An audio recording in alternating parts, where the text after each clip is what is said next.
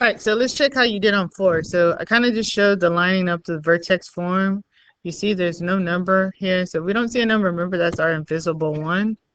Our H is what's inside the parentheses. Since we see +2, we have to do the opposite of that. So we do -2. And our K is what's outside the parentheses. There's actually nothing outside here, so we should have a 0 here. So our vertex is -2, 0.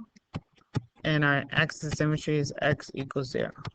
I mean, x equals -2, sorry. It's the x-axis. It's the x-coordinate.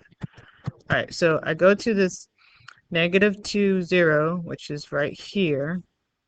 Our axis of symmetry is going through that point, so that's that vertical line. So I'm just going to do my vertical line. And then I can use the graphing calculator. I can put this into y equals to get points onto the calculator. So I did that at 1. It's actually at also, I mean, at -1, it's at 1. And at -3, it's at 1. If I put in 0 here, we go to actually to 4. And then that's reflected over the line. So that would be, since it's 2 that way, it's 2 to the left. And so this is our new sketch of the new equation, or the new function. Oops, that's a little off, sorry. And so what's happening here, compared to the parent function, y equals x squared, this function just shifted to the left 2 units. So all we have here, it would be a shift 2 units. I'm just going to put a 2 and then an L for left. 2 units to the left. Our domain is our real numbers, and our range corresponds with the vertex. This is a minimum here. So it's y is greater than or equal to 0. So just want you to check to see how you did on 4. And then we're going to do 5 through 7. So this is the next page. So we're comparing to our parent function, okay, which is what we've been doing. We're going to sketch that parabola, that U shape here. Sorry. And then we're going to put this into the graphing calculator. Now, hopefully right off the bat, we see our A is a -1/4. Remember, the A, what's in front here, the parentheses, determines if it's narrow or wide. And when it's a fraction, it's going to make it wider. And also, because we have a negative, we're going to have a reflection opening down. Our H is what's inside the parentheses here. So we have -1. We're going to do the opposite. It will end up being a +1. And our K is what's outside the parentheses. So that is 2. So our vertex is 1, 2. And the axis of symmetry is x equals 1. So 1, 2 is here. And our line of reflection, or our axis of symmetry, goes through that point. So what we need here is to go to our calculator, go to our y equals. I'm going to clear out this, and we're going to put in our -1/4. I'm just going to do 1 divided by 4. Then parentheses, our x minus 1. Close the parentheses and square it, and then +2.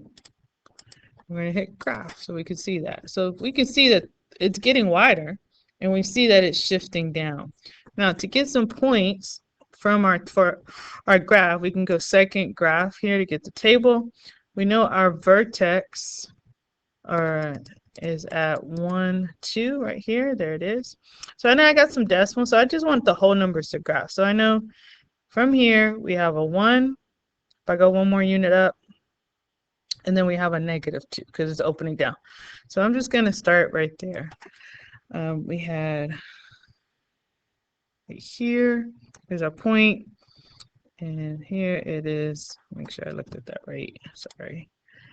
-1, I'm going to increase. So at 3, it's 1, and at 5, -2. So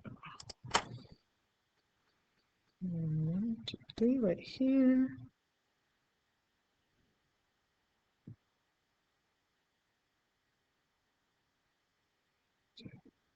So I'm just going to reflect these points. So this is 2 units to the right. I'm going to go 2 units this way. This is 1, 2, 3, 4. 4 units this way, so I gotta go 1, 2, 3, 4. And then we get our wide parabola that we can see opening down. Anything that opens down is a reflection over the x-axis. So compared to the parent function, my red function here, we have the graph is going to, it will reflect, is reflected over the x-axis. Anytime we have a negative, that's going to happen. And because our because our a is 1/2, that's a fraction, then we're going to have a vertical, it's vertically compressed, meaning so it is wider. The other thing deals with our h and our k. So the h is my horizontal shift. So we have a horizontal shift, 1 unit. I'm just gonna put a 1 to the right. And also we have a vertical shift. We have 2 units up. Okay. So the mean are real numbers always when dealing with the parabola or quadratics. This has a max. So this is y is less than or equal to 2.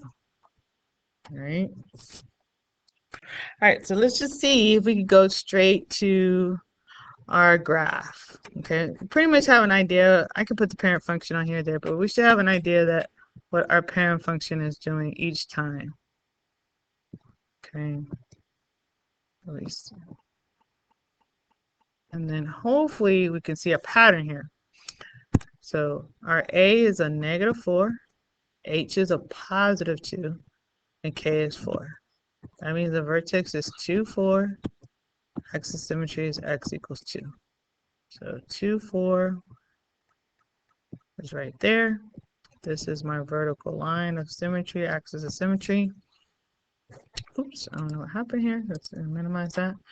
And now we're just graphing some points. The next actual exact point is on the x-axis right here and here. So it's because our a is greater than 1. The 4 is greater than 1. If you look at the absolute value of that, it's going to get skinnier, okay, or narrow.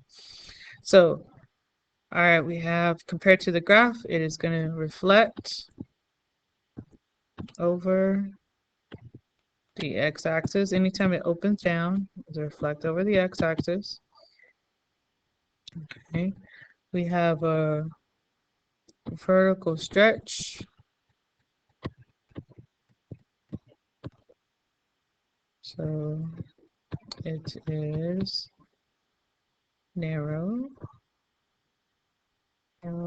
okay. And then we have a shift 2 units to the right, and I'll run out of room here. 4 units up to 4. 4 units up. Our range is our real numbers. Domains are real numbers, and our range is y is less than or equal to 4. All right, so let's let the last one here be for us to check. Like I said, I'm going to look at your 4s and 7s. I want you to do this on your own. Refer always back to our front page here that breaks down our A's, our H, and our K, the parts that we're comparing, to help you finish the comparison to the parent function. And I appreciate you getting this done, and so we can go straight to some star practice and start reviewing for our test. Thanks.